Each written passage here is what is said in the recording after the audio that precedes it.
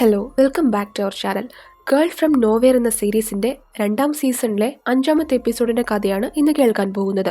ആദ്യത്തെ 4 എപ്പിസോഡ്സിന്റെ കഥ നമ്മൾ ഓൾറെഡി ചാനലിൽ അപ്ലോഡ് ചെയ്തിട്ടുണ്ട്. ആ വീഡിയോസ് ആദ്യം കേൾക്കാനായിട്ട് ശ്രദ്ധിക്കുക. അപ്പോഴായിരിക്കും ഇതിലെ ക്യാരക്ടേഴ്സിനെ കുറിച്ച് ഒരു ധാരണ കിട്ടുന്നത്. അതോടൊപ്പം ഇതുവരെ ചാനൽ സബ്സ്ക്രൈബ് ചെയ്യാത്തവരുണ്ടെങ്കിൽ സബ്സ്ക്രൈബ് ചെയ്യാൻ കൂടി ഒന്ന് ശ്രദ്ധിക്കുക. ഇനി നമുക്ക് നേരെ കഥയിലേക്ക് കടക്കാം.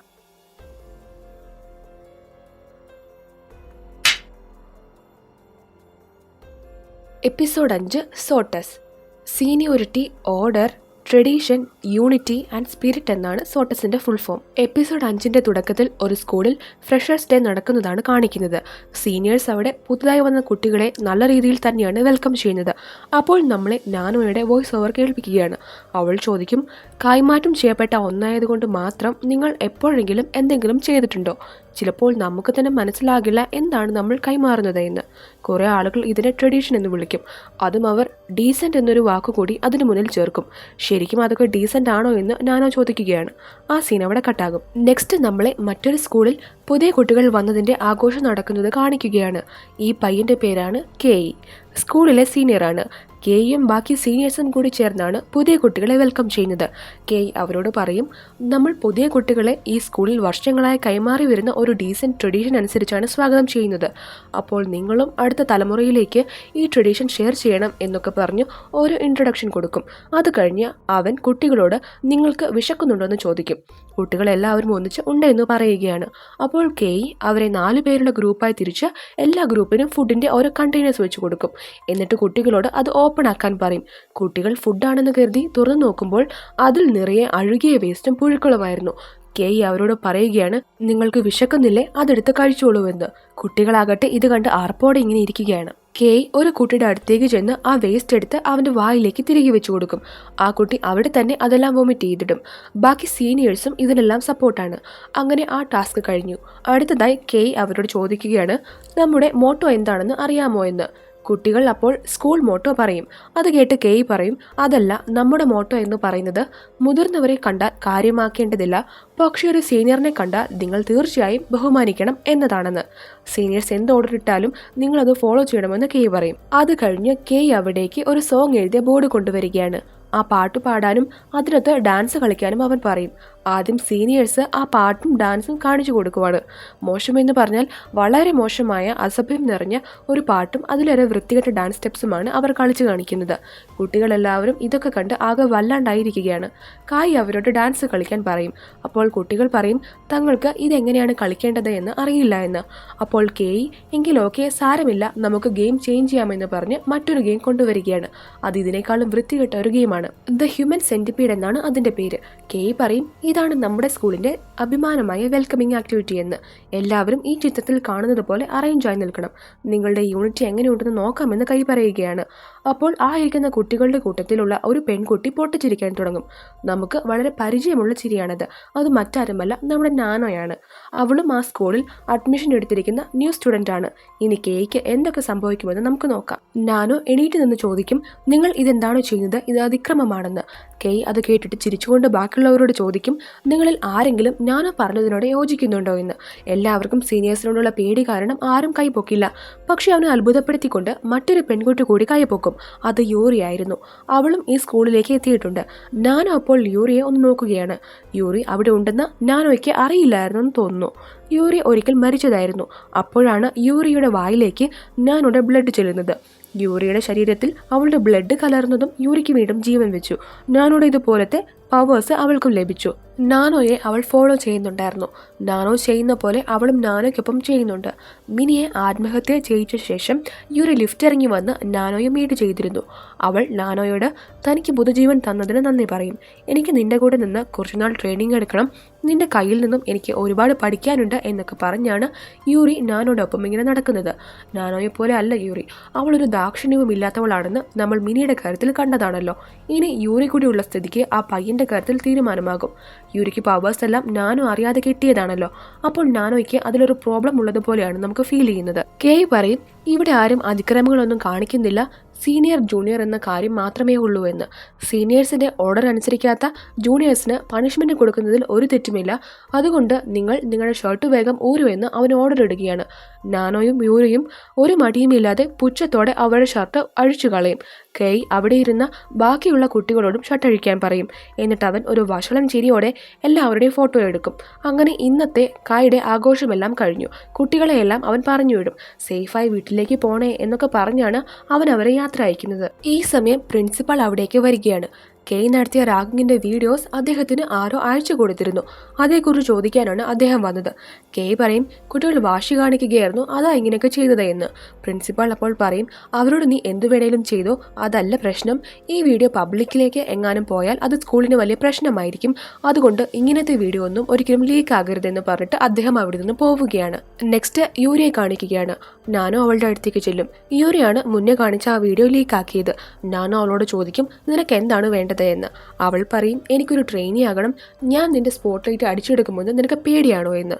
നീ എന്ത് വേണേലും ചെയ്തോ, പക്ഷെ എന്നോട് ഒരുപാട് ക്ലോസ് ആയി നിൽക്കുന്നത് എങ്ങനെ ഉണ്ടാകുമെന്ന് നീ ഓർക്കുന്നത് നല്ലതായിരിക്കുമെന്ന് പറഞ്ഞിട്ട് ഞാനും അവിടെ നിന്ന് പോവാണ്. യൂരി ആകട്ടെ ഇതൊക്കെ കേട്ട് ചിരിച്ചുകൊണ്ട് നിൽക്കുകയാണ്. അത് കഴിഞ്ഞ് നമ്മളെ അടുത്ത ദിവസം കാണിക്കും. കെയ് ന്യൂ സ്റ്റുഡൻസിനെല്ലാം വീണ്ടും വിളിച്ചു കൂട്ടിയിരിക്കുകയാണ്. ആ വീഡിയോ ആരാ ലീക്ക് ചെയ്തത് എന്ന് കണ്ടുപിടിക്കാനുള്ള പണിയിലാണ് അവൻ. ആദ്യം സ്റ്റുഡൻസിൻ്റെ ഫോണെല്ലാം അവൻ കളക്ട് ചെയ്യും. അപ്പോൾ പെട്ടെന്ന് നാനോ ഏതോ ഒരു വീഡിയോ എല്ലാവരുടെയും ഫോണിലേക്ക് സെൻഡ് ചെയ്യും. അത് പണ്ട് ജൂനിയറായി വന്ന കെയ്യെ അവൻ്റെ സീനിയേഴ്സ് എല്ലാം കൂടെ റാഗ് ചെയ്യുന്ന വീഡിയോ ആയിരുന്നു. അതിൽ അവരുടെ സീനിയേഴ്സ് നല്ലതുപോലെ റാഗ് ചെയ്യുന്നുണ്ട്. അവൻ പേടിച്ച് കരയുകയും ഞാൻ അച്ഛനോടും ടീച്ചേഴ്സിനോടും എല്ലാം പറയുമെന്നും ഒക്കെ പറയുന്നുണ്ടായിരുന്നു. ഈ വീഡിയോ കണ്ട് കൈക്കൊപ്പമുള്ള സീനിയേഴ്സ് വരെ ചിരിക്കാൻ തുടങ്ങും. കേക്ക് നല്ല ദേഷ്യം വരും. അവൻ ഞാനോടെ അടുത്ത് ചെന്ന് നീയാണോ ഇത് ചെയ്തതെന്ന് ചോദിക്കും. ഒരു ഇൻട്രസ്റ്റിംഗ് വീഡിയോ ഞാൻ എല്ലാവരെയും കാണിച്ചതാണ്. പണ്ട് തൻ്റെ സീനിയേഴ്സിന് മുന്നിൽ കരഞ്ഞ കേയ് എങ്ങനെയാണ് ഇപ്പോൾ തൻ്റെ ജൂനിയേഴ്സിനോട് ഓർഡർ ഇടുന്ന കേയായി മാറിയത് എന്ന് ഞാൻ എല്ലാവരും കാണിച്ചു കൊടുത്തതാണെന്ന് അവൾ പറയും. അവൾ പറഞ്ഞതെല്ലാം കേട്ട് അവന് ഒന്നുകൂടെ കലികയറും. അവൻ പറയും, യൂണിറ്റി എന്നാൽ മ്യൂച്വൽ റെസ്പോൺസിബിലിറ്റിയാണ്. അപ്പോൾ നാനോ ചെയ്തതിന് നിങ്ങളും റെസ്പോൺസിബിൾ ആണെന്ന് പറഞ്ഞിട്ട് നാനോ ഒഴികെ ബാക്കി എല്ലാവരോടും തറയിൽ കിടക്കാൻ അവൻ ആവശ്യപ്പെടും. കുട്ടികൾ പേടിച്ച് അതുപോലെ തന്നെ ചെയ്യും. എന്നിട്ട് അവരെ കൊണ്ട് കഠിനമായ ടാസ്കുകൾ ചെയ്യിപ്പിക്കുകയാണ്. ഈ സമയം നാനോ ഒന്നും ചെയ്യാതെ അവിടെ ഇങ്ങനെ ചിരിച്ചു കളിച്ചിരിക്കുകയാണ്. കുട്ടികളെല്ലാവരും ശരിക്കും മടുത്തിട്ടുണ്ട്. എങ്കിലും അവൻ അവരെ വിടാൻ തയ്യാറാകില്ല. നാനോ അപ്പോൾ പുച്ഛത്തോടെ ചോദിക്കും, നമുക്ക് ഇന്നത്തെ പരിപാടി ഇവിടെ വെച്ച് നിർത്തിയാലോ, എനിക്ക് ഉറക്കം വരുന്നുണ്ടെന്ന്. എന്നിട്ട് അവനെ കളിയാക്കി ഉറക്കം വരുന്ന പോലെ അഭിനയിച്ചു കാണിക്കും. കെയ് പറയും, ശരി നീ പറഞ്ഞ പോലെ നടക്കട്ടെ, ഈ ലാസ്റ്റ് ഗെയിമും കൂടി കഴിഞ്ഞിട്ട് എല്ലാവരെയും വീട്ടിൽ വിടാമെന്ന്. അത് കഴിഞ്ഞ് നമ്മളെ കാണിക്കുന്നത് നാനോയുടെ ദേഹത്ത് കുറെ ബലൂൺ ഒക്കെ കെട്ടി കൈയും കാലും കെട്ടി വെച്ചിരിക്കുന്നതാണ്.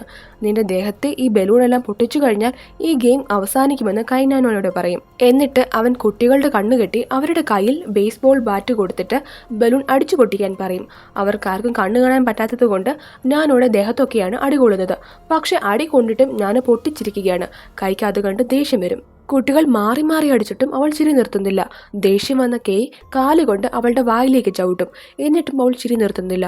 ഞാനോടെ കളിയാക്കിയുള്ള ആ ചിരി കാണുമ്പോൾ കെയ്ക്ക് ശരിക്കും കലി കയറും. അവൻ കുട്ടികളുടെ കയ്യിൽ നിന്നും ബാറ്റ് വാങ്ങിയിട്ട് നാനോക്കിട്ട് ദേഷ്യം തീരുന്നതുവരെ അടിക്കും. അപ്പോൾ പല്ല് പോലെ എന്തോ ഒന്ന് തെറിച്ചു പോകുന്നുണ്ട്. സൂക്ഷിച്ചു നോക്കുമ്പോഴാണ് നമുക്ക് മനസ്സിലാകുന്നത് അത് പല്ലല്ല, മറിച്ച് നാനോയുടെ കണ്ണുകളാണ്. ഒറ്റ അടിയിൽ തന്നെ നാനോയുടെ കണ്ണ് വെളിയിൽ വന്നു. കൂടി നിന്ന കുട്ടികൾ ഇതെല്ലാം കണ്ടു പേടിച്ചു പോകും. കെയും പെട്ടെന്ന് താൻ എന്താണ് ചെയ്തത് എന്നോർത്ത് ഷോക്കായി പോകും. നാനോകന് കൈയുടെ കൈയാൽ കൊല്ലപ്പെട്ടു. അത് കഴിഞ്ഞ് പ്രിൻസിപ്പാൾ കായുടെ അടുത്തേക്ക് വരികയാണ്. അദ്ദേഹം അവന് വഴക്ക് പറയും.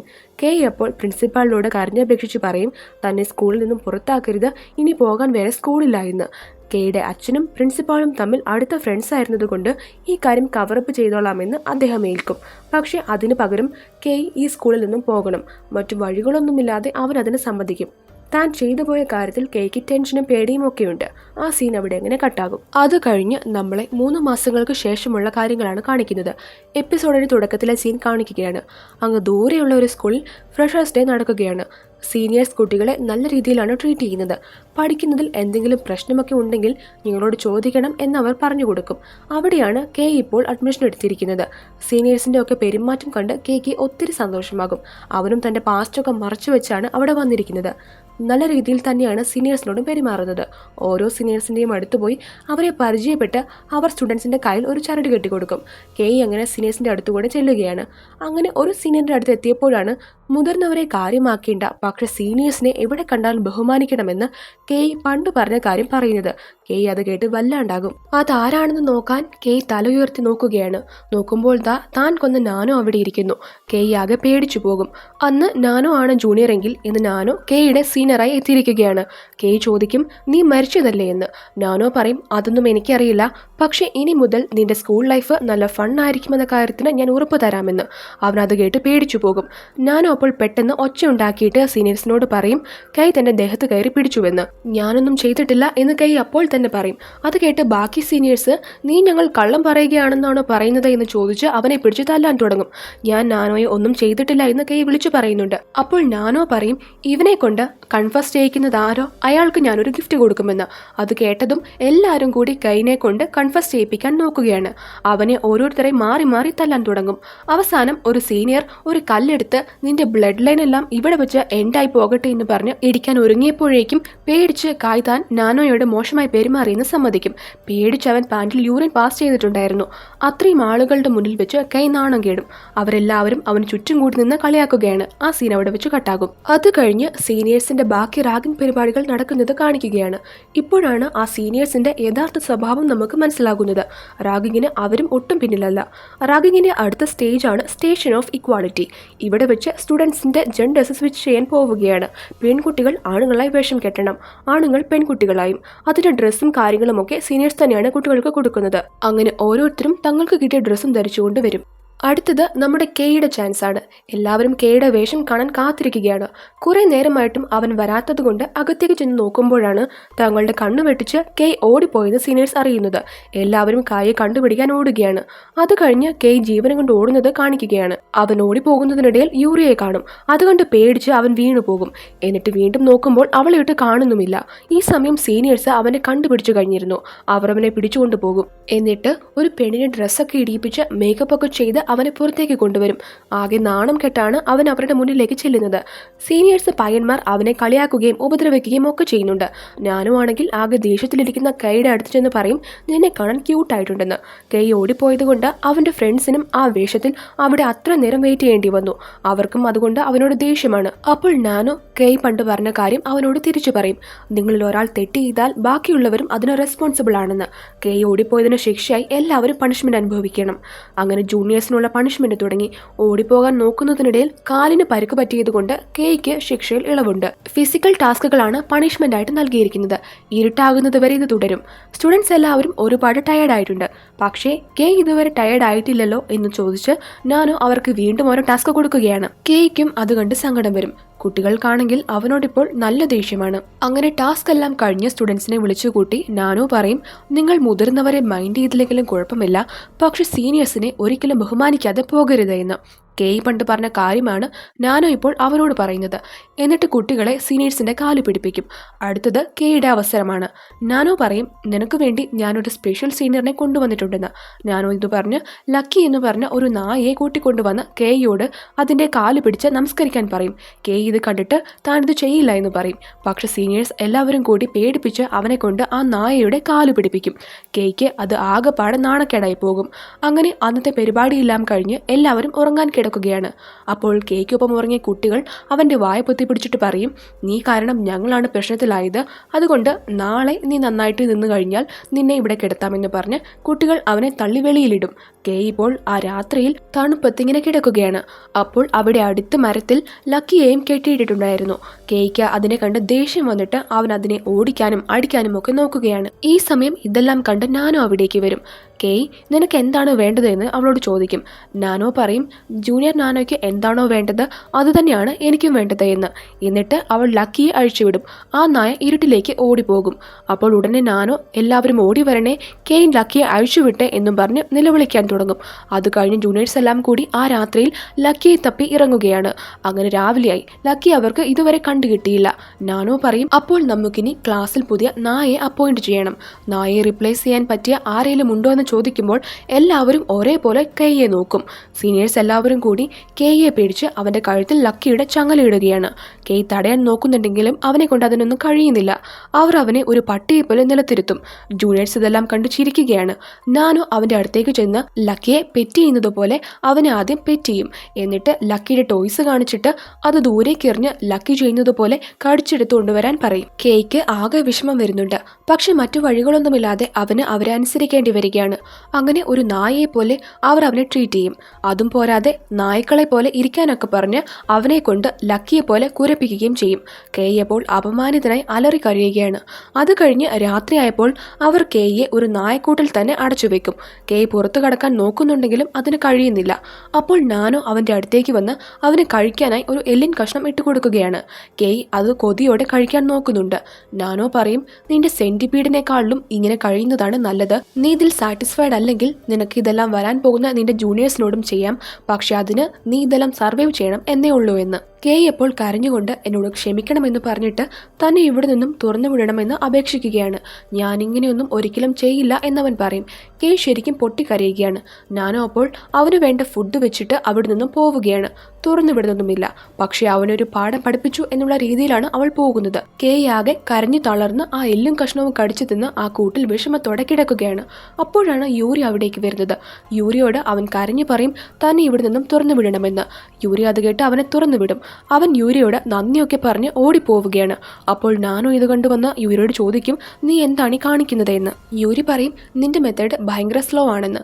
എന്നിട്ട് അവൾ എല്ലാവരും ഓടി വരണേ, കെയ് ഓടിപ്പോയെന്ന് ഒച്ചയിടുകയാണ്. അത് കേട്ട് എല്ലാവരും കൂടി കെയിനെ പിടിക്കാൻ വേണ്ടി പോകും. കെയ് അവരുടെയൊക്കെ കണ്ണിൽ നിന്നും ഒളിച്ചൊളിച്ച് നടക്കുകയാണ്. കെയ് ഇപ്പോൾ അവിടെ നിന്ന് രക്ഷപ്പെട്ടോടി റോഡിലേക്ക് എത്തിയിട്ടുണ്ട്. സമയം രാവിലെ ആവുകയും ചെയ്തു. എന്നിട്ട് രക്ഷപ്പെടാൻ വഴിയിൽ കിടന്ന ഒരു വണ്ടിയിൽ ഡ്രൈവർ കാണാതെ കയറി കിടക്കും. അങ്ങനെ വണ്ടി മൂവ് ആകാൻ തുടങ്ങും. കെയ് അങ്ങനെ ഒരു തരത്തിൽ സ്റ്റുഡൻസിന്റെ കയ്യിൽ നിന്നും രക്ഷപ്പെട്ടു. അതിൻ്റെ സന്തോഷം അവൻ്റെ മുഖത്ത് നമുക്ക് കാണാൻ കഴിയും. അവരുടെ കയ്യിൽ നിന്നും രക്ഷപ്പെട്ടല്ലോ എന്നോർത്ത് അവൻ ചിരിക്കുകയാണ്. അങ്ങനെ കുറെ യാത്ര ചെയ്ത് വണ്ടി ഒരിടത്ത് നിർത്തും. കെയ് വണ്ടിയിൽ നിന്നും പുറത്തേക്ക് നോക്കുകയാണ്. പുറത്തെ കാഴ്ച കണ്ട് അവൻ സ്തംഭിച്ചു പോകും. കൈ തിരിച്ച് ആ കുട്ടികളുടെ അടുത്തേക്ക് തന്നെയാണ് എത്തിയിരിക്കുന്നത്. ആ വണ്ടി അങ്ങോട്ടേക്കുള്ളതായിരുന്നു. കെയ് വീണ്ടും കുട്ടികളുടെ ശ്രദ്ധയിൽപ്പെടാതെ അവിടെ നിന്നും രക്ഷപ്പെടാൻ നോക്കുകയാണ്. പക്ഷെ അവൻ്റെ ഗതികേടിന് കറക്റ്റായിട്ട് കുറച്ച് കുട്ടികളുടെ മുന്നിലേക്ക് തന്നെ അവൻ ചെന്നുവിടും. അവരെല്ലാം അവൻ്റെ പിന്നാലെ അവനെ പിടിക്കാനിട്ട് ഓടിക്കുകയാണ്. രക്ഷപ്പെടാൻ വേണ്ടി കെയ് ഒരു കുളത്തിലേക്ക് ചാടും. അപ്പോൾ യൂരി അവിടേക്ക് വന്ന് പറയും, കെയ് ലക്കിയെ കൊന്നുവെന്ന്. എന്നിട്ട് അവൾ ചാക്കിൽ നിന്നും ലക്കിയുടെ ബോഡി നിലത്തിട്ട് കാണിച്ചു കൊടുക്കും. ഇതെല്ലാം കണ്ട് കൺട്രോൾ പോയ കെയ് വിളിച്ചു പറയും, ഞാനല്ല ലക്കിയെ കൊന്നത്, അതിനെ അഴിച്ചുവിട്ടതും ഞാനല്ല. നാനോയോട് ഞാൻ മോശമായി പെരുമാറിയിട്ടുമില്ല എന്ന്. നാനോ കാരണമാണ് ഈ പ്രശ്നമെല്ലാം ഉണ്ടായതെന്ന് അവൻ വിളിച്ചു പറയും. പക്ഷെ കുട്ടികൾ അവരെ വിശ്വസിക്കില്ല. ഇതെല്ലാം കണ്ടിട്ട് നാനോ യൂരിയോട് ചോദിക്കും, ഇതാണോ നിന്റെ മെത്തേഡ് എന്ന്. യൂരി പറയും, അതെ, നല്ല ഫാസ്റ്റ് ആൻഡ് എഫക്റ്റീവ് അല്ലേ എന്ന്. നാനോ പറയും, ലക്കിയെ കൊല്ലേണ്ട ആവശ്യമുണ്ടായിരുന്നോ, നിന്റെ ഇത് ലോ ക്ലാസ് മെത്തേഡ് ആണോ എന്ന്. യൂരി ഇതൊക്കെ കേട്ട് ചിരിച്ചുകൊണ്ട് നിൽക്കുകയാണ്. അവൾ കുട്ടികളോട് വിളിച്ചു പറയും, ലക്കിയെ കൊന്നത് കെയ് ആണ്, അവൻ അർഹിക്കുന്ന ശിക്ഷ നിങ്ങൾ അവന് കൊടുക്കണം. ആരാണോ കെയുടെ തലയിൽ ഏറ്റവും കൂടുതൽ തവണ അടിക്കുന്നത് അയാളായിരിക്കും ന്യൂ സ്റ്റുഡൻസിന്റെ ലീഡർ. അവർക്ക് ഈ വെൽക്കമിംഗ് ആക്ടിവിറ്റിയിൽ പങ്കെടുക്കേണ്ട ആവശ്യമില്ല എന്ന്. അത് കേട്ടതും കുട്ടികളെല്ലാം കൂടി കയ്യിൽ കിട്ടിയ കമ്പെല്ലാം എടുത്ത് കെയിനെ തല്ലാൻ വേണ്ടി വെള്ളത്തിലേക്ക് ഇറങ്ങുകയാണ്. കുട്ടികളെല്ലാം കൂടി അവനെ അതിക്രൂരമായി മർദ്ദിക്കാൻ തുടങ്ങും. യൂരി പറയും, ലക്കിയുടെ സാക്രിഫൈസ് വെറുതെ ആയി പോകേണ്ട. നമ്മൾ കെയെ വെറുതെ വിടുകയാണെങ്കിൽ അവൻ തന്റെ ജൂനിയേഴ്സിനോട് വീണ്ടും പഴയതുപോലെ തന്നെ പെരുമാറുമില്ലേ എന്ന് അവൾ നാനോട് ചോദിക്കും. നാനോ അപ്പോൾ ചിരിച്ചുകൊണ്ട് പറയും, നീ ആളുകളെ പെട്ടെന്ന് ജഡ്ജ് ചെയ്യുന്നുണ്ടെന്ന്. യൂരി അത് കേട്ട് പറയുകയാണ്, നീ ഇങ്ങനെയാണെങ്കിൽ അധികം വൈകാതെ ഞാൻ നിന്നെ റീപ്ലേസ് ചെയ്യുമെന്ന്. അത് കേട്ട് പുച്ഛത്തോടെ പിന്നെ എന്തിനാണ് വെയിറ്റ് ചെയ്യുന്നതെന്ന് ചോദിച്ചിട്ട് നാനോ അവിടെ നിന്നും പോവുകയാണ്. കെയിനെ ആ കുട്ടികളെല്ലാം കൂടി ഒരുപാട് തല്ലും. പെട്ടെന്ന് അവൻ തൻ്റെ ചെയ്തികൾ ഓർക്കുകയാണ്. അവന് കുറ്റബോധം തോന്നും. യൂറി ഇതെല്ലാം കണ്ട് ചിരിച്ചുകൊണ്ട് അവിടെ നിൽപ്പുണ്ട്.